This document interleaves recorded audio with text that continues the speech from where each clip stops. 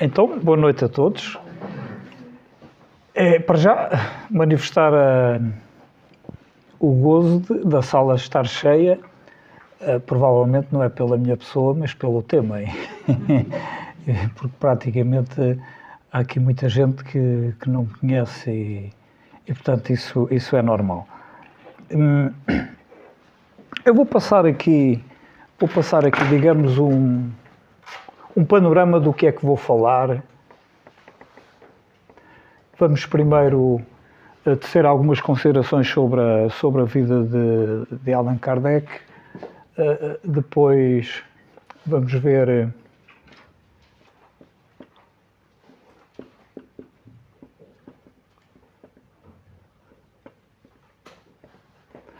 a obra da codificação.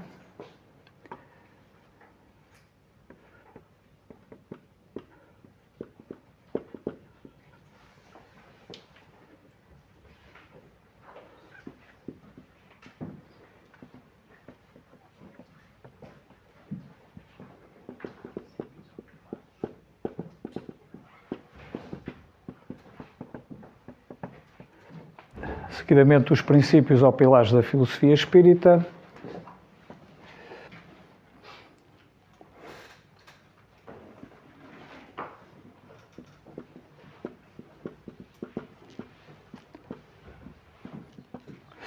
Vamos fazer uma abordagem sobre as leis morais.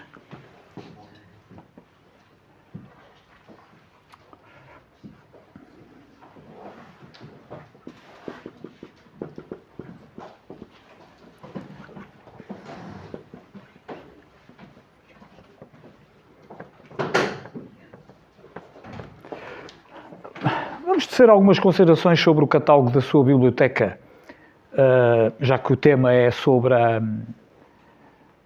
o pensamento filosófico. Faz todo o sentido em darmos uma espreitadela ao catálogo da sua biblioteca.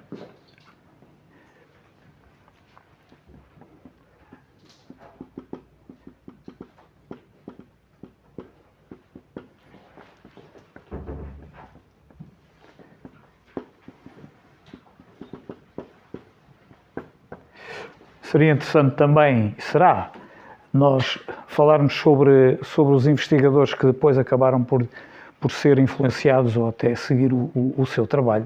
E depois, por fim, uma breve conclusão acerca desta apresentação. Evidentemente que falar sobre o pensamento filosófico de Kardec poderia ser como escolher um outro filósofo ou um outro pensador.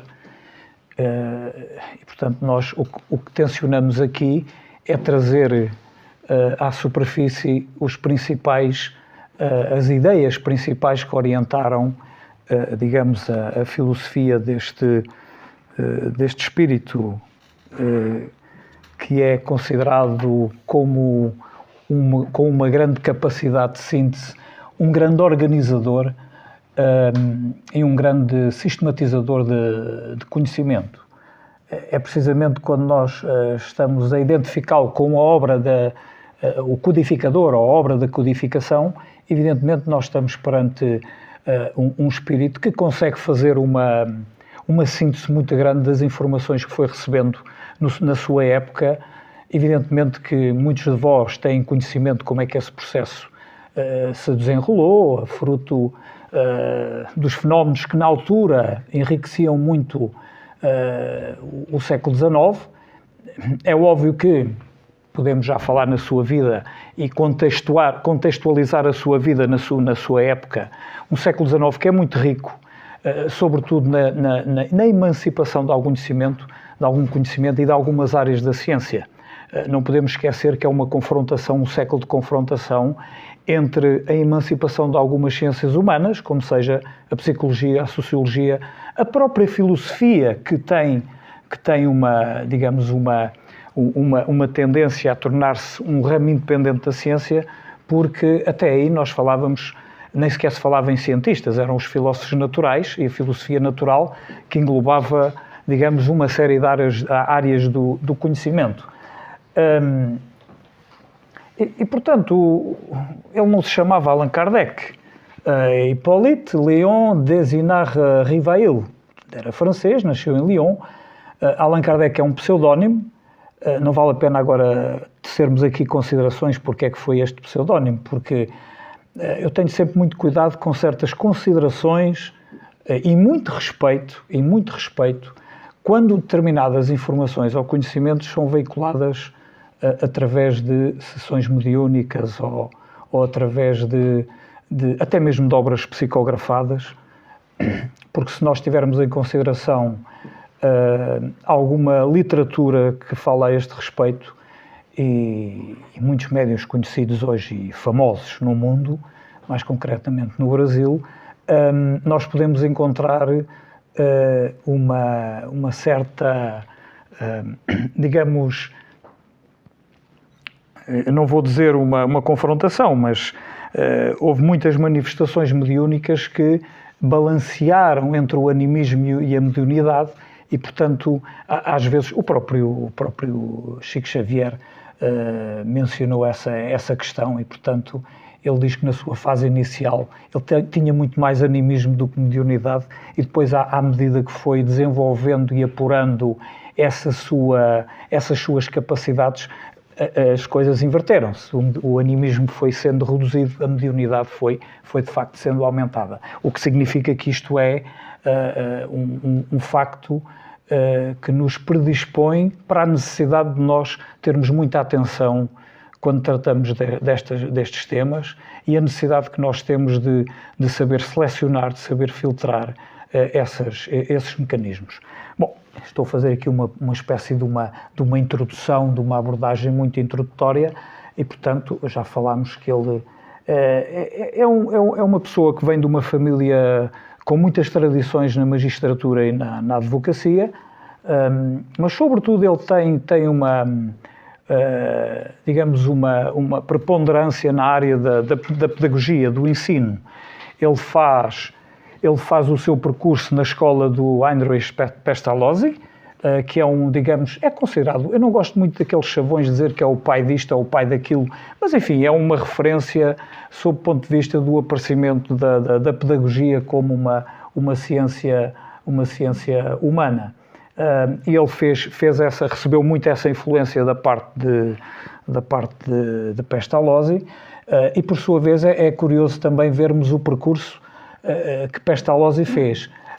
Provavelmente não conheceu de forma direta Jean-Jacques Rousseau, mas uma obra que Jean-Jacques Rousseau escreveu, que é o Emílio, Ode à Educação, que é precisamente a obra que o próprio autor diz que foi a mais importante da sua vida e é uma obra que vai influenciar substancialmente o pensamento de Pestalozzi. E, portanto, é nesta linha, nesta corrente de influências que Allan Kardec também vai beber estes ensinamentos decorrentes destes princípios pedagógicos. Havia na altura muitas instituições com meninos órfãos e que eram necessários ser acompanhados, e estamos a falar num século, digamos, o grande envolvimento, o grande boom da Revolução Industrial, onde se trabalhavam muitas horas, onde não havia muita atenção perante as crianças e o acompanhamento, e foram de facto estes homens que começaram a pensar de uma forma muito mais profunda como é que deveriam ser orientadas estas crianças. É evidente que ele depois tem muita influência na reforma do ensino, quer em França, quer na Alemanha. Há uma grande... por isso mesmo ele acaba por ter um forte domínio da língua alemã. E há uma outra obra e um outro autor que influencia muito também o Kardec, que é o François Fénelon, que também nesta linha da sua interferência na área da pedagogia, ele vai escrever uma obra onde expressa as suas ideias liberais sobre as novas tendências para a educação das crianças e que vai completamente contra ao que estava instituído na altura pelo Estado e pela Igreja e, portanto, há aqui também uma referência de uma certa revolução nesta área para desenvolver algum avanço nesta perspectiva. Allan Kardec pertenceu à Academia Francesa de Letras, foi membro de outras sociedades e também pertenceu ao Instituto Histórico de Paris e à Academia Real de Arras. Ora, poderíamos estar aqui numa sessão e falar só da vida do Kardec, até porque há um livro que ele intitulou O que é o Espiritismo, que tem uma parte inicial que tem muitos aspectos fundamentais e muito pormenorizados da sua vida. Mas eu penso que agora aqui o que é fundamental é nós irmos para a questão do pensamento filosófico de Kardec. Para falarmos do pensamento filosófico, temos que passar à segunda parte, porque teremos que conhecer a sua obra. E a sua obra diz-nos muita coisa. Portanto, há de facto muita informação, e podemos dizer que essa informação foi, sobretudo, como disse há pouco, sistematizada, foi sintetizada, porque essa informação foi recebida fruto de muitas reuniões que ocorreram, e ligando até com o que eu disse há pouco, com o cuidado que nós devemos ter na seletividade desta informação, ele próprio também esteve. E, portanto, há situações em que ele, e depois à frente eu vos identificarei uma obra que é muito interessante, mas não há muita certeza quem é de facto o autor. Todavia, as editoras, já da altura do século XVIII, não é XIX, do século XVIII, e também no início do século XIX, atribuíram àquele autor, mas daqui a pouco já vos direi. Deixem-me só, quando nós vamos entrar nesta questão e falamos muito em espiritismo, é próprio, é usual, é assim que é, nos livros do Kardec aparecer uma inscrição, sobretudo no Livro dos Espíritos, que refere filosofia espiritualista. E, de facto, ele faz também questão de fazer esta diferenciação do que é o espiritualismo, a espiritualidade, o espiritismo, ou o espírita, ou o espiritista, e, portanto, evidentemente que esta área que ele desenvolveu se baseia numa filosofia espiritualista. Mas isso não significa que todo aquele que é espiritualista crê na existência dos espíritos. Evidentemente que aquele que crê na existência dos espíritos faz com que seja designado por o espírita e siga a corrente do espiritismo. Portanto, para fazer esta primeira, digamos, estes primeiros esclarecimentos, porque às vezes estas palavras são muito importantes para nós entendermos e percebermos depois todos os conceitos para a frente, e aparecem então as obras do Kardec. O Livro dos Espíritos, eu vou-vos fazer a apresentação por ordem cronológica, porque depois posso-vos fazer aqui muito brevemente, quer dizer, a ordem que eu considero que deve ser a leitura para aqueles que querem digamos, aprofundar este conhecimento. Não é um conhecimento que seja para absorver em poucas horas. O próprio Kardec faz essa atenção.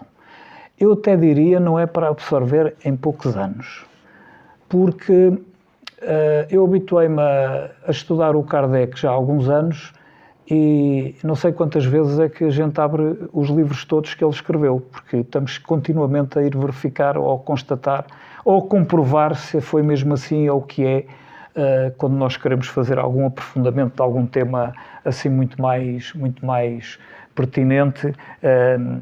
E, portanto, aparece o Livro dos Espíritos em 1857, que é um livro que teve várias versões, mas a versão que nós hoje conhecemos é composto por 1019 perguntas com resposta. Ou seja, é uma obra que está arrumada, digamos, organizada desta forma, por temáticas e que possibilita muito ao leitor pegar no índice e rapidamente ir à procura da temática e da pergunta em concreto e facilmente lá chega. É lógico que este Livro dos Espíritos, conforme o seu título, ele aborda esta questão da existência dos espíritos, o que é a alma, a diferença entre alma e espírito, e portanto ele dá até aquela definição: a alma é um ser imaterial individual que reside em nós. Ou seja, nós temos aqui, evidentemente nós sabemos que temos uma natureza muito complexa, e segundo as filosofias antigas, consideramos que temos uma natureza septenária, pelo menos assim é conhecido até agora. Não sabemos se existem outras dimensões, mas é assim que o fazemos. O que acontece é que o Kardec acaba por colocar estas dimensões, digamos, estas componentes da natureza humana sob o ponto de vista corpóreo, o físico, sob o ponto de vista espiritual, o espírito, e uma terceira entidade que é conhecida por perispírito. A própria Helena Blavatsky, que é, digamos, a fundadora da Sociedade Teosófica, nasceu um bocadinho mais tarde de Kardec. Kardec nasce em 804, morre em 69, e, portanto, a Blavatsky nasce um bocadinho mais tarde.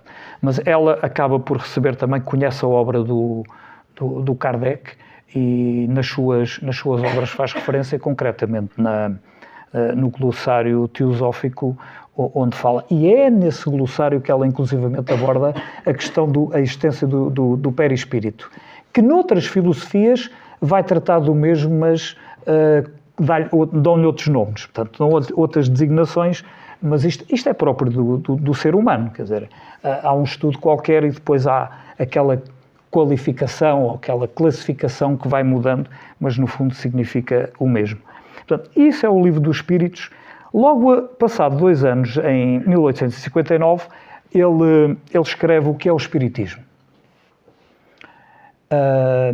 Por acaso, quer dizer, poderia ser a obra, lá está, em termos da tal ordem que eu os aconselho-vos a lerem esta primeiro, que é para saberem concretamente o que é que esta obra, o que nos vem transmitir. E é muito importante, porquê? Porque hoje noto que muitas vezes há uma confusão, porque é que... Deixa-me só fazer aqui uma confissão, e se calhar muitos concordam comigo. A palavra espiritismo hoje é muito depreciativa. Quando nós falamos em alguns fóruns, porque associam aquilo, as pessoas de uma forma geral não estão informadas, e associam a palavra espiritismo a práticas de bruxaria, de adivinhação, de comportamentos que não têm a ver com aquilo que o pensamento de Kardec de facto nos transmitiu. Porque é nesta obra do que é o Espiritismo que ele vem reforçar a qualidade desta, por um lado, componente filosófica, mas, por outro lado, a incorporação de uma ciência nova. E, de facto, o Espiritismo deve ser entendido como uma ciência nova.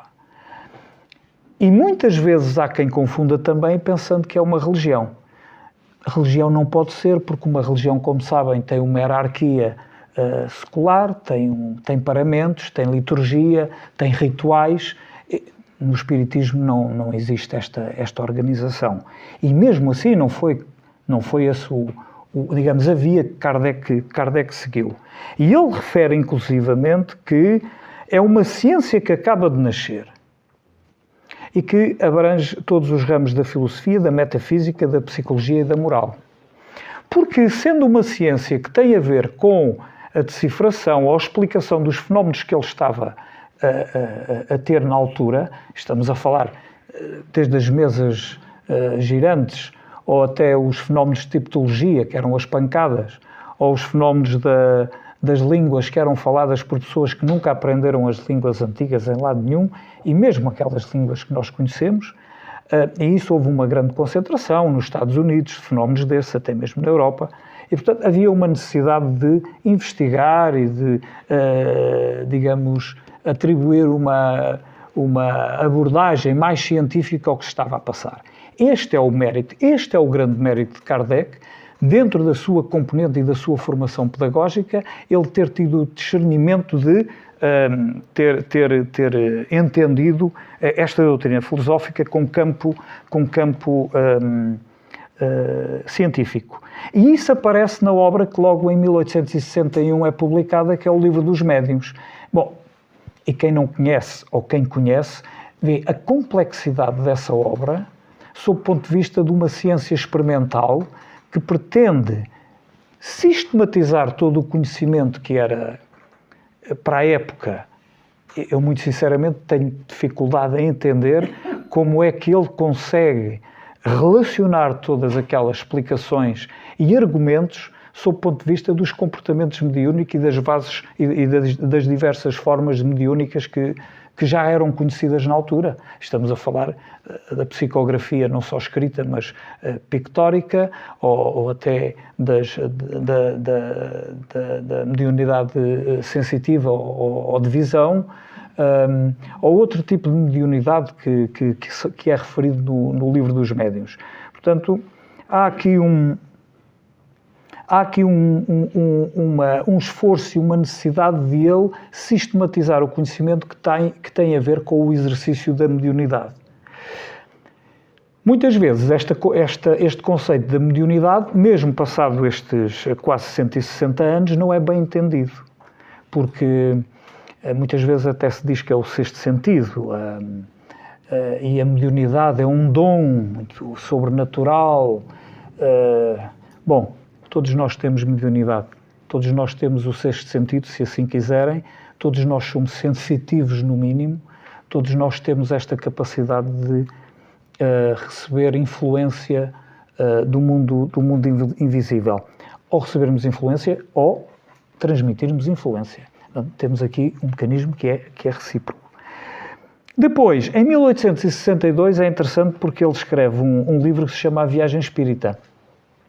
O que é que interessa aqui e o que me chamou a atenção nesta questão da viagem espírita é que ele estabelece um regulamento para pequenos grupos ou pequenas sociedades que queiram reunir-se para estudar estas questões. E é interessante ver que ele se preocupa fundamentalmente, novamente, a reforçar a componente da ciência espírita, e ele diz que as questões políticas e de economia social e as grandes controvérsias religiosas não são bem-vindas. Nós entendemos porquê. Mas, sobretudo, destas três, há uma que me chama mais a atenção, que é a economia social. Porque há uma lei que daqui a pouco iremos falar nela, que é a lei da conservação, que mexe tudo com a economia. A lei da conservação merece ser meditada e refletida, sobretudo aos nossos dias, é fundamental, com os problemas que nós temos das alterações climáticas e com de uma certa forma, não me vou estar aqui, digamos, a aprofundar em questões do exercício político, mas tínhamos muito se quiséssemos falar. Esta economia social, naturalmente, tem a ver porque, na sua época, havia um polo oposto ao espiritualismo, se quisermos assim, que era o materialismo, porque aparece na altura o Auguste Comte, com o positivismo, e aparece também uma obra que, enfim, é uma referência hoje, quer queiramos, quer não, concordemos ou não com essas tendências políticas, mas sobre o ponto de vista filosófico, e exclusivamente sob o ponto de vista filosófico, evidente que a obra do pensador, do filósofo Karl Marx, é uma obra que deve ser entendida. Se nós até quisermos comparar, nessa perspectiva, provavelmente podemos colocá-la, não vou dizer a par, mas podemos entendê-la com a mesma perspectiva que, por exemplo, o Platão escreveu a sua República, ou até o Francis Bacon na Nova Atlântida, porque são homens que escrevem obras no sentido de eles entendem uma nova sociedade, eles querem uma nova sociedade, há ali uma emergência de entender uma nova sociedade. E, portanto, é nesta perspectiva que a economia social, porque a economia social vai tocar em questões de é pobre, é rico, porque é que a igualdade, a luta de classes, etc., que são temas muito complexos. Agora, as questões económicas que tenham a ver com a lei da conservação, que dá para falar muita coisa, isso é bom até que nós falemos. Porque este conceito do que é a necessidade, do que é o supérfluo, acaba por reger toda a nossa vida económica, sobretudo no mundo ocidental, até porque as sociedades, por exemplo, mais em África, aquelas tribos, se calhar têm uma interpretação das questões económicas de uma forma muito mais pura do que propriamente nós que vivemos nesta imaginação de um mundo dito desenvolvido ou demasiado evoluído nesta conturbação que todos nós conhecemos. Em 1864 ele escreve o Evangelho segundo o Espiritismo. Entenda-se aqui que é uma obra que, enfim, Kardec tem uma educação católica, o Espiritismo assenta e vê-se nesta obra pela sua matriz cristã e, portanto, ele faz a leitura de determinados conteúdos que aparecem no Novo Testamento, sobretudo nos quatro Evangelhos, em que é necessário fazer uma interpretação não da forma como vulgarmente nos ensinaram, de uma forma cega, sem uma reflexão, muitas vezes com aquele argumento ou desculpa que isto está escrito em parábolas e nós não percebemos, mas de facto o que esta obra vem demonstrar é que há interpretações tão diretas e tão transparentes que não é preciso nós estarmos a complicar aquilo que é simples. De facto, o que lá está é simples.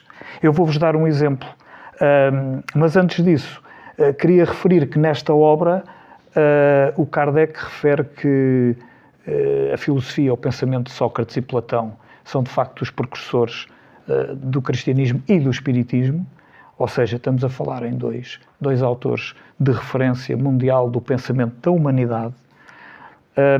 E depois temos, por exemplo, eu só vos vou dar um exemplo que muitos devem conhecer, mas que é muito interessante vermos o aspecto da imortalidade da alma que está aqui presente e da reencarnação. Não é da ressurreição, é da reencarnação.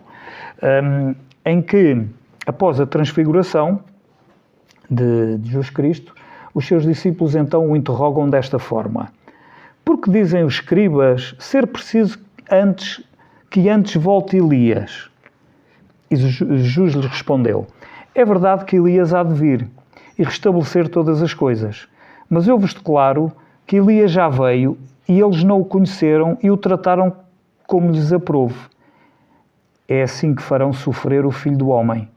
Então seus discípulos compreenderam que fora São João Batista que ele falara. Ou seja, isto é o que está escrito em São Mateus e em São Marcos.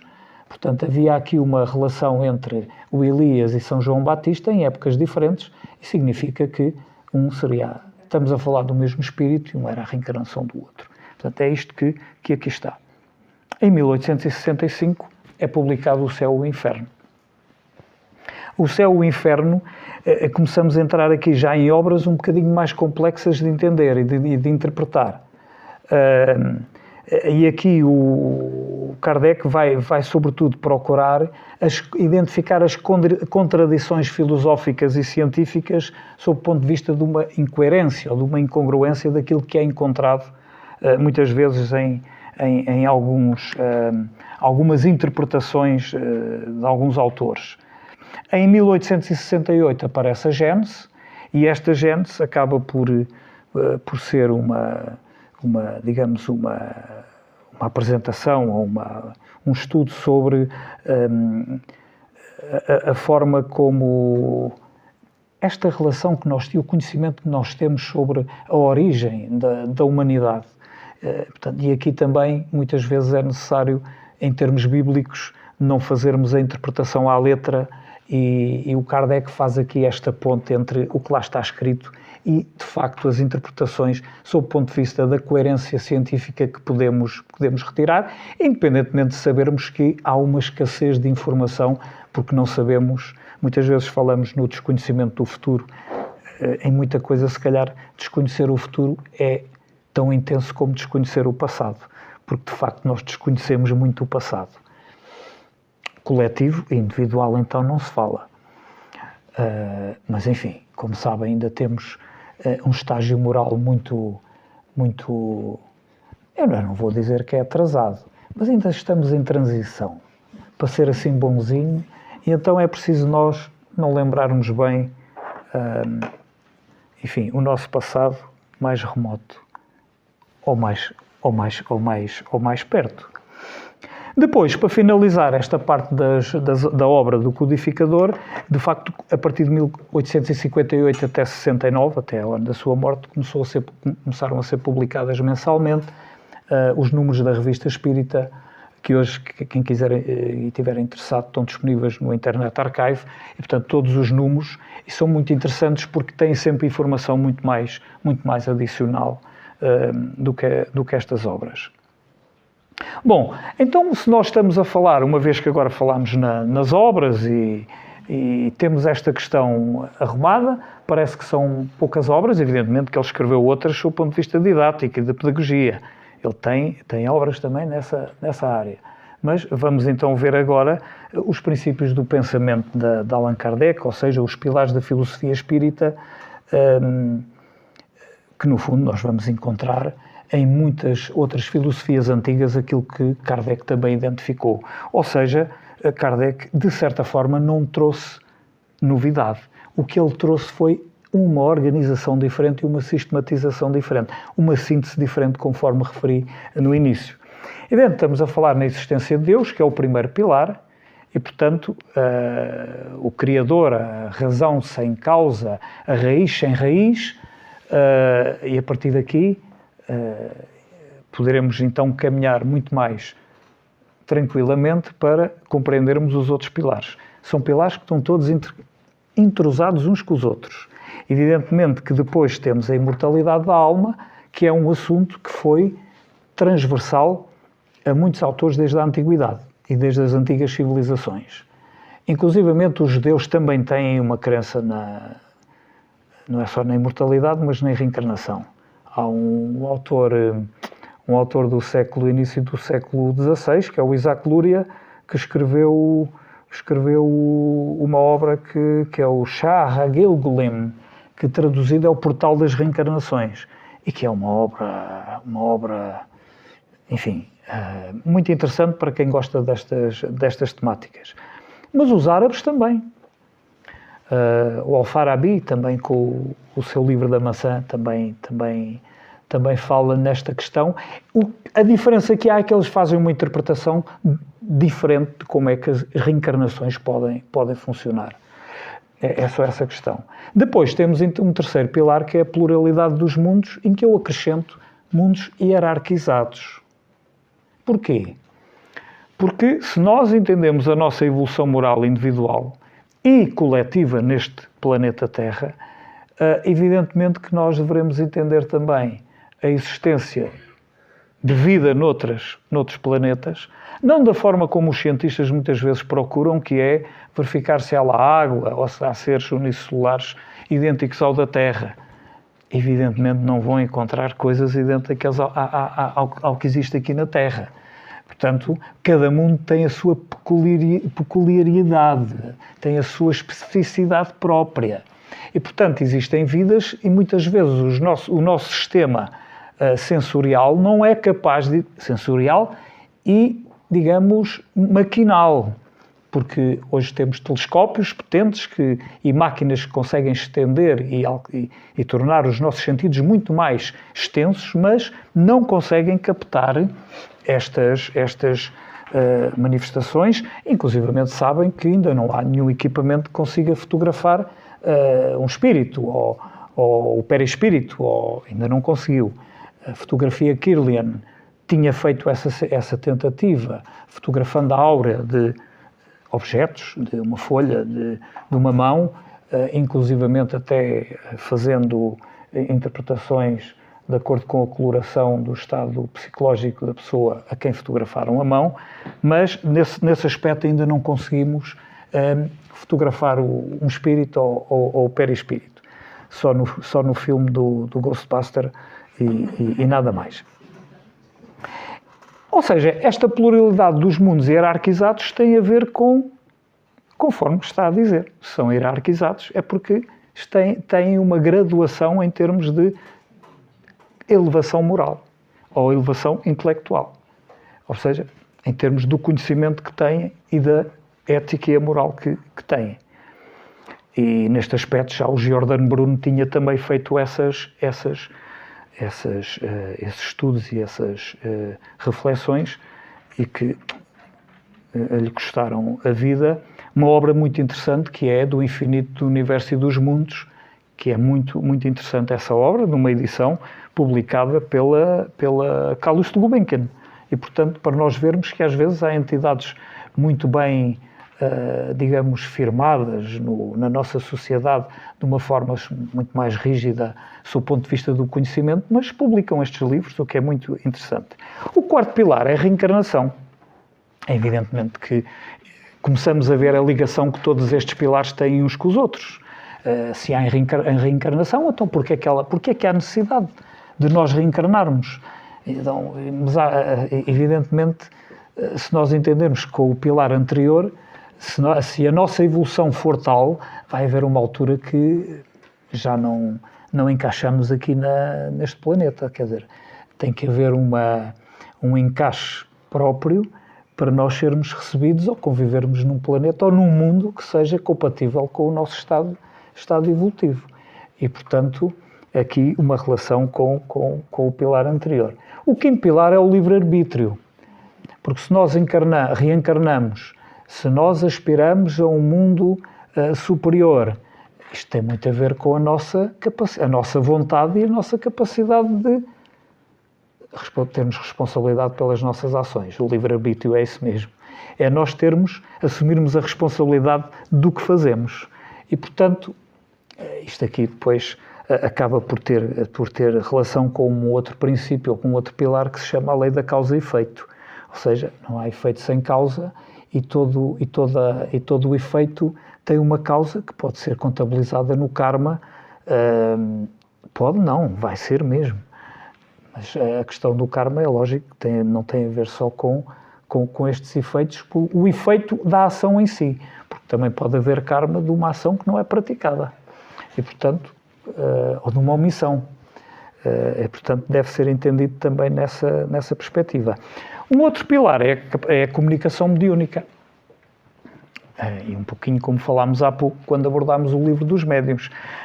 A comunicação mediúnica, pois, evidentemente, e vocês conhecem essas realidades, há médiuns com uma capacidade muito, muito, muito grande, ou seja, uma mediunidade muito, muito intensa. Não tenho dúvidas que Blavatsky era uma delas. Polónio de Tiana também, Jesus também, o Buda também, Confúcio, os grandes pensadores da antiguidade, todos eles tinham uma grande mediunidade. Kardec, curiosamente, segundo a literatura, ele não tinha uma mediunidade assim tão intensa. Ele tinha esta grande capacidade de organizador, que é uma das facetas humanas que muitas vezes nos falta, mas que é tão preponderante e tão importante. A capacidade de nós organizarmos. Às vezes basta organizarmos o nosso espaço em casa ou a nossa vida. Porque organizar a nossa vida é de uma importância fundamental. Porque senão às tantas tornamos como aquela imagem, muitas vezes dou aquela imagem do funâmbulo, que é o indivíduo que atravessa o abismo de um lado ao outro com uma vara e que à mínima coisa ele cai. Bom, ele é competente, não cai. Ele consegue manejar a vara. É bom que na nossa vida nós também tenhamos esta capacidade. E se calhar esta vara de organização muitas vezes pode ser a chave para o nosso sucesso. Não precisamos muitas vezes de saber muita coisa, de dominar muito conhecimento. Acho que é mais fundamental nós conseguirmos organizar, compartimentar o conhecimento para nós depois, quando precisamos dele, vamos lá buscá-lo. Sem conflitos, sem grandes ansiedades.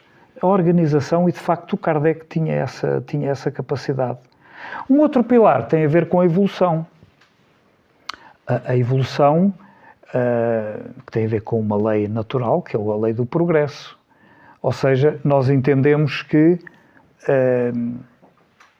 enfim, este aspecto não é assim tão simplista. Porque se nós olharmos para a vida presente de cada um de nós, certamente numa introspeção rápida, nós entendemos assim: houve ali uma altura que eu bati no chão. houve outra altura que eu consegui subir a montanha. Passado um tempo, caí no chão outra vez. Mas houve outra altura que eu consegui atravessar o oceano.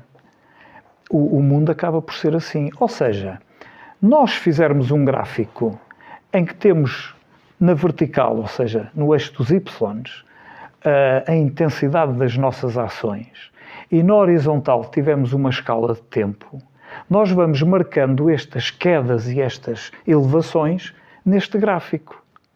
E nós vamos, de facto, marcar aqui e acolá, está um pontinho em cima, outro em baixo, outro em cima e em baixo. Mas se nós fizermos a curva de tendência, de facto, ela sobe. Ou seja, a evolução é feita assim. Não há uma evolução linear, há uma evolução, se quisermos entender uma linguagem matemática, polinomial.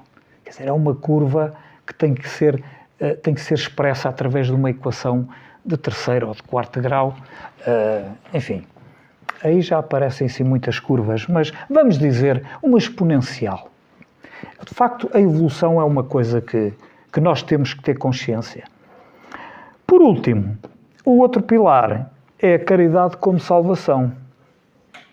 Aqui, sim, é um princípio que está transversal a muitas filosofias antigas. E, portanto, são estes os pilares que nós conseguimos encontrar na obra do Kardec. E se fizerem um exercício, conforme nós aqui tentámos fazer, da inter-relação que todos estes pilares têm. Isto, em termos, digamos, de uma semi-conclusão, pode-nos transmitir a ideia que, de facto, isto tem uma lógica tão, eu não vou dizer perfeita, porque eu não sou um ser perfeito, não posso estar a dizer que entendo coisas perfeitas, mas são coisas com coerência, com congruência, estas relações que nós aqui vemos. Passando ao outro tópico, das leis morais, poderia ter escolhido, outros tópicos que tivessem relacionados com o pensamento do Kardec, mas eu penso que esta questão das leis naturais é muito importante porque, se por um lado temos, conforme vimos já há pouco, esta componente e esta força científica, porque temos que transformar e entender o conhecimento e aceitar o conhecimento de uma forma científica, isto significa a comunidade de investigadores a fazer da academia, da universidade, a fazer a investigação que lhes compete para trazer à tona explicações para estes acontecimentos, para estes fenómenos. É lógico que aqui as leis morais aparecem como uma componente extremamente importante, porque é a outra face da moeda. A nossa evolução moral deve estar presente nas nossas condutas diárias, pelo menos no nosso pensamento, na nossa consciência, em que aparece a primeira lei, que é a divino-natural, e que nos diz, no Livro dos Espíritos, que é a moral como regra do bem proceder. Ou seja, parece que não há aqui uns manuais com uma linguagem muito rigorosa, como é que nós devemos fazer para moralmente sermos evoluídos. Evidentemente que a nossa elevação, à medida que vamos progredindo, nós vamos ter quase uma consciência, não vou dizer automatizada, porque isso é muito ríspido aqui para esta, digamos, explicação, mas vamos ter naturalmente esta percepção quase natural de como é que entendemos a forma de procedermos bem relativamente às regras. Depois temos a lei da adoração.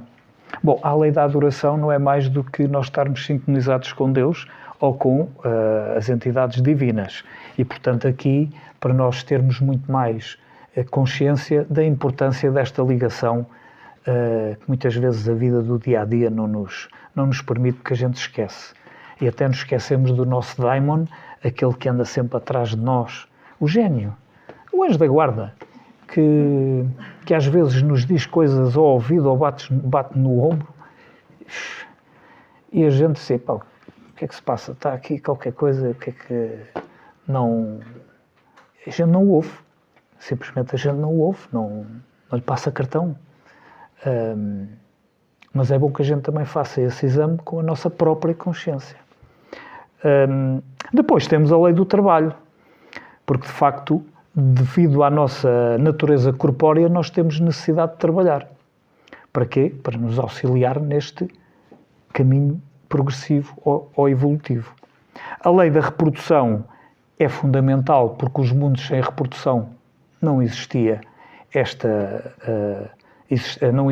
não havia a existência corporal que nos permite expressar em termos materiais a nossa construção neste mundo.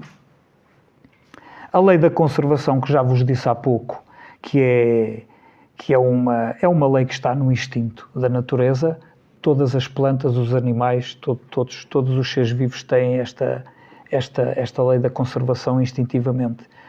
Nuns, agora falando no ser humano, nuns ela aparece de uma forma maquinal e noutros aparece de uma forma raciocinada, porque nós temos necessidade,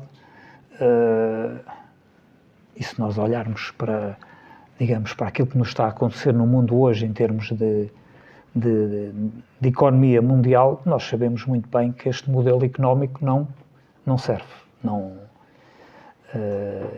Como dizia alguém, já experimentámos as economias de Estado, as economias capitalistas, as economias mistas, mas nenhuma destas vai servindo. É lógico que elas vão servindo na medida da evolução moral que o ser humano vai tendo. E, portanto, vamos ter a esperança de um dia aparecer um modelo económico em que seja compatível com a nossa, e certamente será, com a nossa evolução moral. A lei da conservação, posso-vos dizer que é muito interessante. E podem consultar lá o Livro dos Espíritos, as perguntas que estão associadas a esta parte da lei da conservação. É muito interessante esta lei. Depois temos a lei da destruição. Isto parece que ficamos um pouco assustados, não é? Mas quando olhamos, andamos sempre em guerra, temos guerras, temos conflitos, temos assassinos, temos duelos, temos, enfim, as mais diversas infrações. O que nós estamos aqui a referir à lei da destruição não é mais do que uma lei de transformação.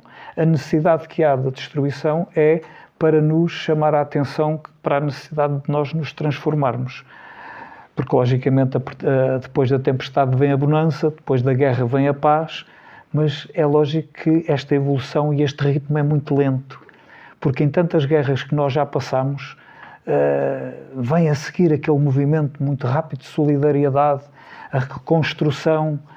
Passado pouco tempo voltamos outra vez ao mesmo. É uma coisa à partida é estranha, mas não parece tão estranho porque é próprio do caminho, é próprio do nosso estado evolutivo. Isto demora, tem o seu ritmo. O filósofo Heidegger diz que o espírito e o tempo são compatíveis, ou seja, a evolução do espírito tem o seu tempo próprio.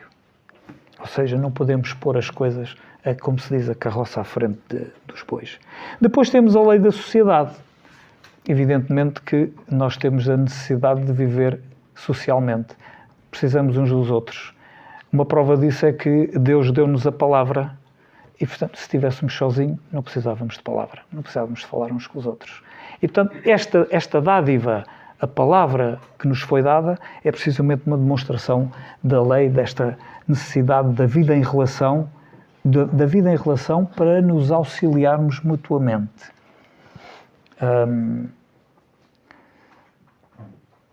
Enfim, nós conseguimos sempre, no dia-a-dia, nas relações que temos com a família, ou com os amigos, ou com os colegas de trabalho, eu penso que até, de uma forma geral, há sempre esta tendência.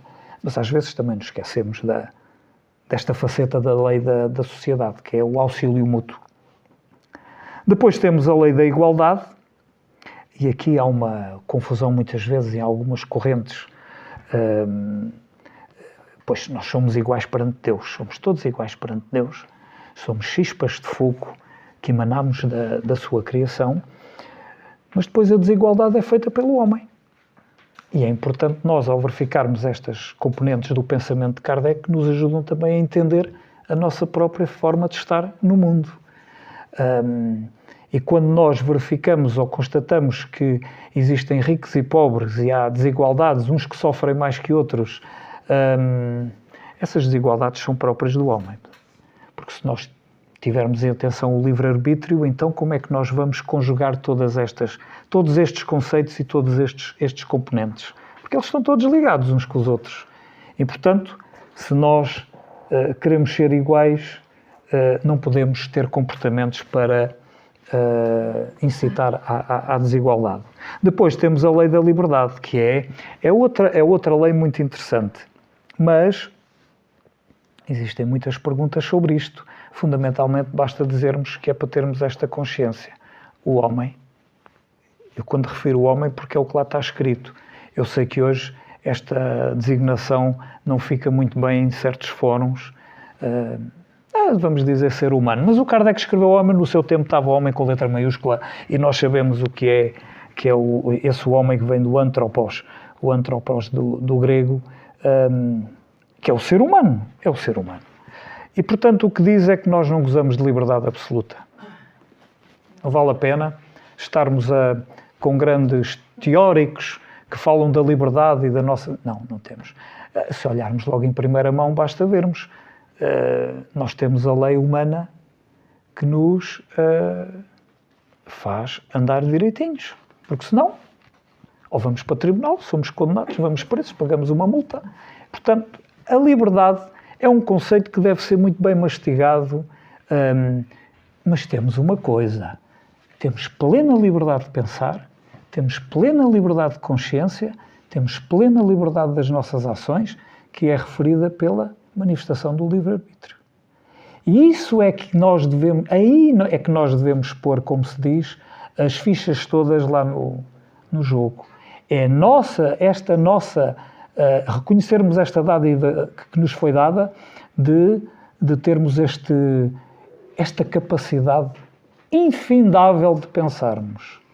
Esta capacidade infindável de termos consciência que nos permite viajar interiormente para onde nós quisermos. E muitas vezes nós esquecemos desta faceta tão divina. Por último, nós temos a lei da justiça, amor e caridade. A justiça está instintivamente também na nossa natureza. Porque quem é que não reage quando há uma injustiça e às vezes até nos revoltamos? Penso eu que todos. E de facto, então, isso significa que a justiça faz parte da nossa existência, faz parte da nossa natureza.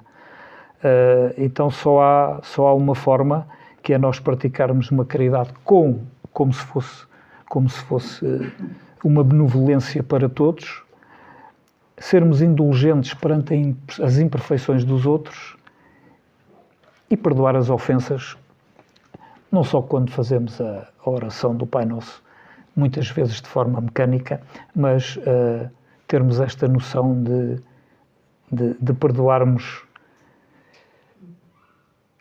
não só hoje, mas em vidas passadas, que muitas vezes deixámos inimigos para trás que hoje nós temos que conciliar, muitas vezes sem sabermos. Então é bom que nós tenhamos alerta, porque a qualquer esquina podemos esbarrar com um deles. Porque nos cruzamos na vida e nós nos cruzamos de uma forma programada, intencional. Muitas vezes é que não sabemos. É sempre bom nós sabermos porque é que temos estes filhos, porque é que casamos com aquela mulher, porque é que tivemos aquele pai, porque é que tivemos aquela mãe.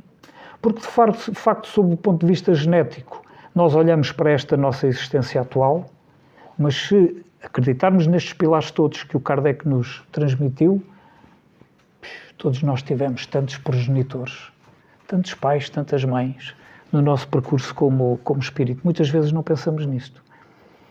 Tivemos muitos pais e muitas mães, e muitos irmãos, e muita família. E muitas vezes podemos andar com eles aí, pessoas com que não gostamos, e pode haver ali uma relação de outros tempos que não ficou bem resolvida. E, portanto, esta lei da justiça, amor e caridade, eu prometo que não vou aborrecer-vos muito mais, está quase a acabar. Vamos falar rapidamente do catálogo da sua biblioteca, que é o que o Kardec... É muito interessante vermos isto para aprofundarmos o estudo do pensamento de Kardec, porque se eu for à vossa casa, a primeira coisa é mostrem-me lá os livros que vocês têm. Eu fico, se calhar, a ter um conhecimento da vossa...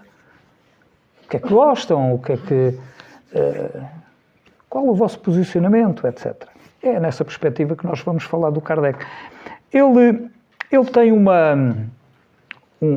livro que está disponível na Biblioteca Nacional de França, podem ver online, que é muito interessante e que tem lá as obras todas. E ele dividiu-as em obras espíritas, que são aquelas da codificação, e outras que têm a ver muita afinidade com a filosofia espírita. Eu gosto muito de falar filosofia espírita, um pouquinho para contrariar aquela pejoração do espiritismo que as pessoas têm. Filosofia espírita penso que é mais contundente. E depois houve outras obras que foram feitas fora do espiritismo.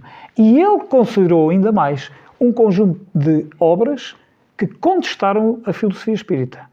Para vermos a validade que este homem tem de colocar neste catálogo todas as obras fundamentais, inclusivamente aquelas que estão em oposição ao seu pensamento, que é para nós podermos confrontar. Portanto, há aqui um caráter eclético da filosofia espírita, que é não só ir buscar os ensinamentos das antigas civilizações, como nós já referimos, mas também de todas as obras e os pensadores que foram, digamos, detratores da filosofia espírita, sobretudo aqueles da sua época, e foram muitos. Foram bastantes. Já agora acrescentar só que muitas vezes a figura de Blavatsky é muito querida na Nova Acrópole, e a Blavatsky foi também fundadora da Société Espírita no Cairo, em 1872. E ela, depois, praticamente pouco tempo, teve que abandonar por causa desta, digamos, confusão que foi sendo observada. O que eu vos quero só trazer, porque evidentemente não vos vou falar aqui das obras todas, mas estou-vos só a convidar, depois, se quiserem ver e verificar essas obras, mas vou-vos falar em obras assim de natureza tão diferente, e para vermos que o Kardec foi selecionar essas obras. O Apolónio de Tiana de Filóstrato. O Apolónio de Tiana é um filósofo que não é muitas vezes falado. Foi um contemporâneo de Jesus, tinha uma mediunidade muito profunda. Alguma literatura até refere que ele tinha também o dom da cura. Foi uma figura muito tratada pelos autores árabes, e, portanto, ele considera fundamental nós estudarmos o pensamento do Apolónio de Tiana.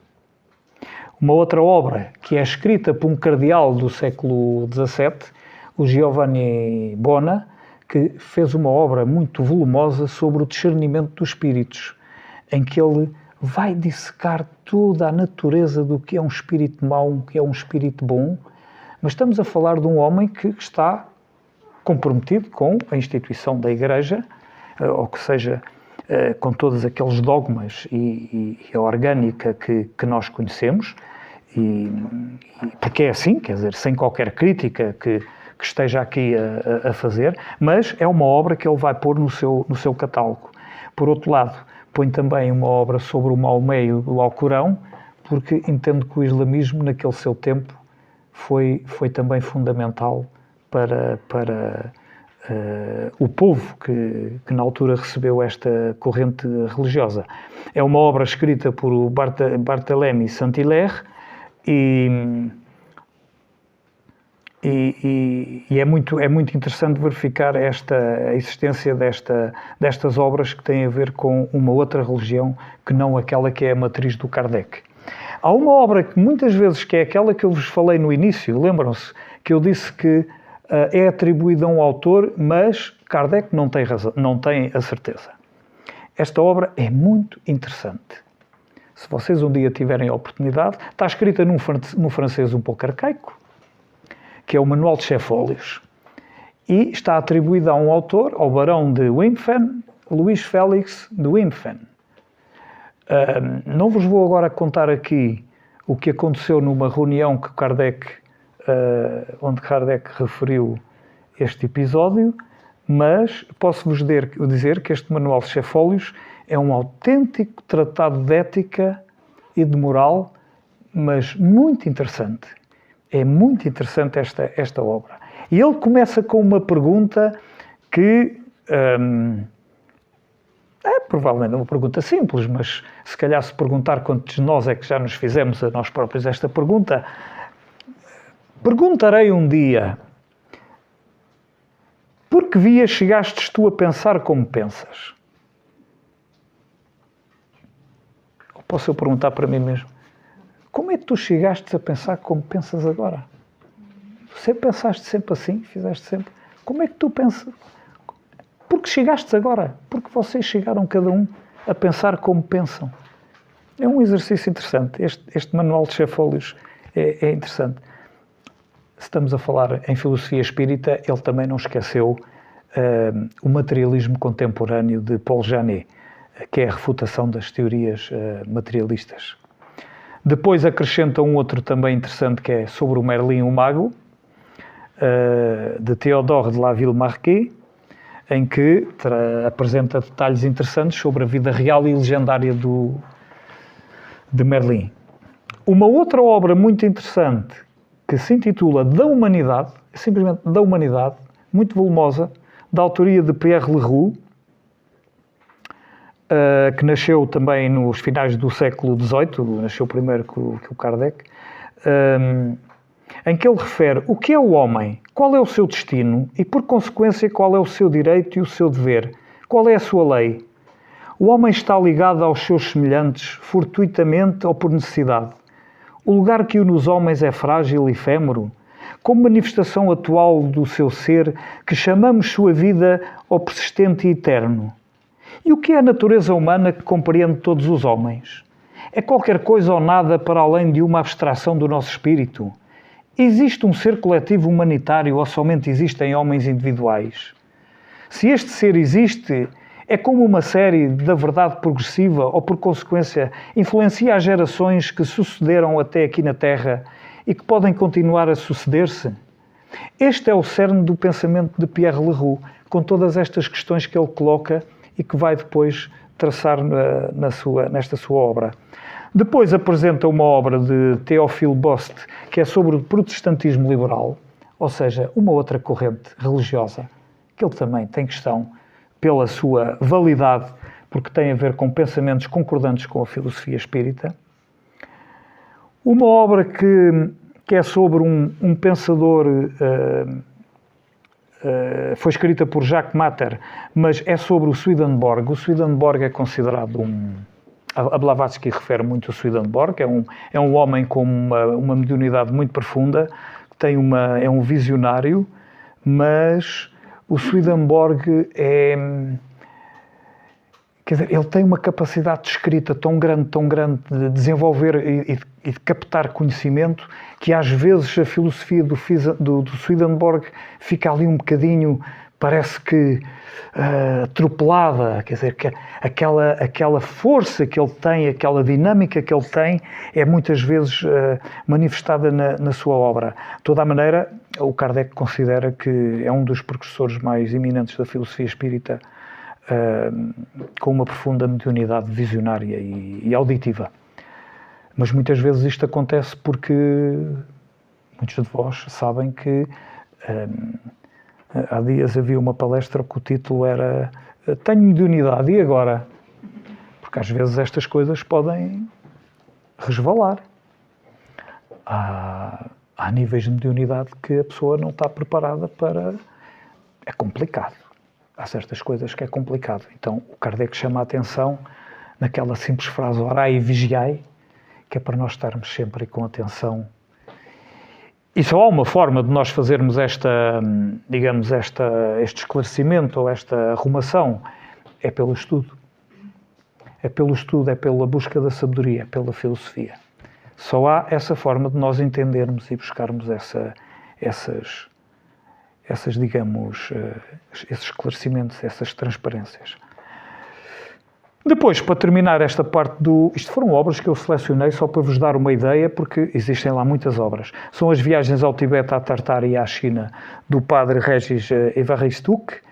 Foi um homem que viveu 30 anos nestas regiões e portanto, apercebeu-se e estudou muito o sânscrito e apercebeu-se desta ligação que existe entre a civilização oriental e depois a transição que, de facto, ou o legado que esses princípios dessa civilização trouxeram para as civilizações vindouras na parte ocidental. E para terminar, temos a Bíblia na Índia, que é de Louis Jacoliot. Foi um autor que aprofundou muito o estudo dos livros sagrados do brahmanismo e, portanto, fez também este aprofundamento das relações dos conteúdos da Bíblia com aqueles textos sagrados que existem na religião hinduísta. Portanto, é este ecletismo e é esta, digamos, variedade ou diversidade que o Kardec também manifesta no cuidado que tem na identificação das suas obras, da sua biblioteca. Os investigadores, seus seguidores, eu vou-vos dar aqui só uns quantos exemplos, porque vamos verificar que são tudo figuras que nasceram muito depois dele. 99% delas praticamente viveram até princípio e metade do século XX e, portanto, parece que há aqui um legado que foi deixado por Kardec dentro daquele princípio da busca científica sobre estes fenómenos e que levaram também estas figuras a fazer o seu caminho e a ficarem sensíveis à necessidade de investigarem estes fenómenos. Evidentemente que, mais recentemente, existem outros investigadores com uma abordagem muito mais atual sobre estes fenómenos, sobretudo das crianças que lembram vidas passadas, ou pessoas que têm recordações de outras existências.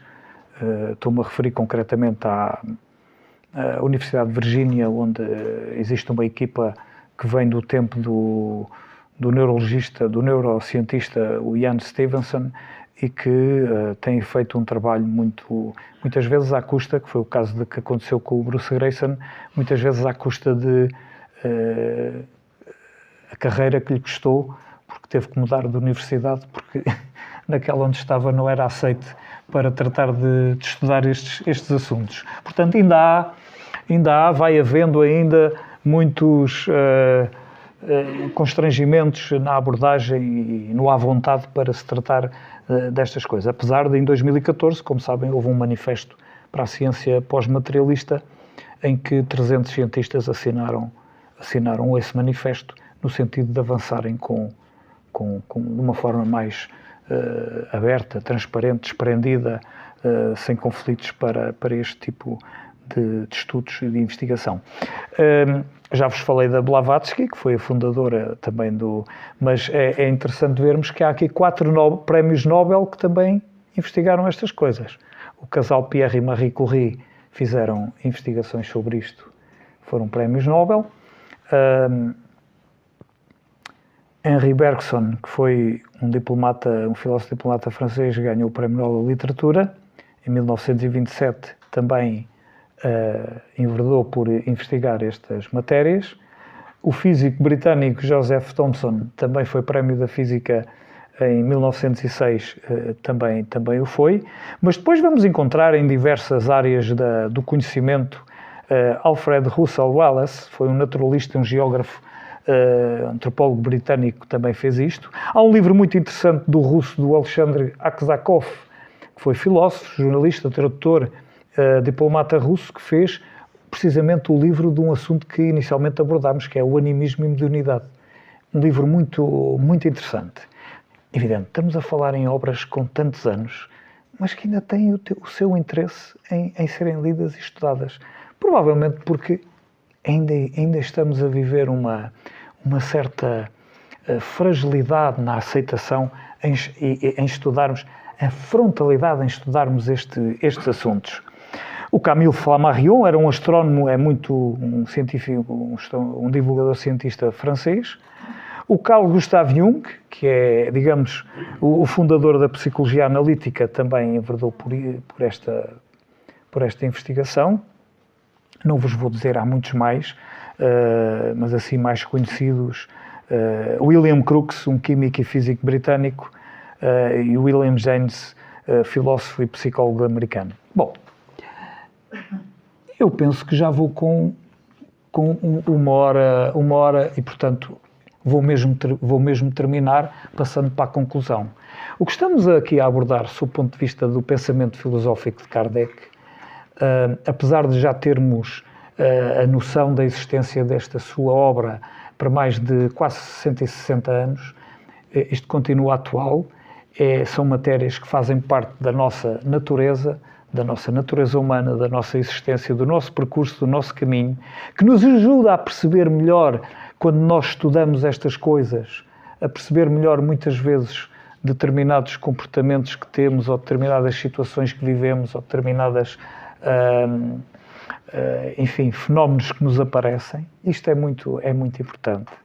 E, portanto, lá está, tudo tem o seu tempo, e estas manifestações e esta necessidade de haver um aprofundamento cada vez maior e, sobretudo, alargado à comunidade científica, está a caminhar nesse sentido.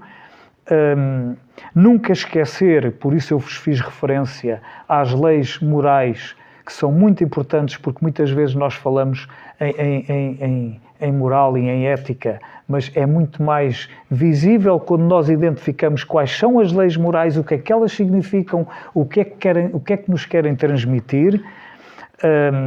Os pilares da filosofia espírita ajudam-nos muito bem a compreender esta necessidade de nós termos estes ciclos de renascimentos, de desencarnes, para fazermos a evolução e muitas vezes para até termos uma aceitação muito maior do que chamamos a morte. Como dizia há dias um amigo nosso aqui da Nova Acrópole, que filosofar é aprender a morrer. E, portanto, deixo-vos, para terminar agora mesmo, não vou apagar, porque isto fica sempre aqui, mas deixo-vos só esta, digamos, é o culminar da minha singela palestra.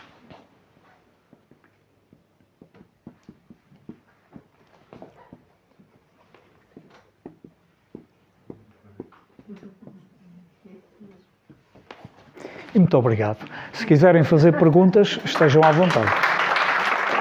Obrigado.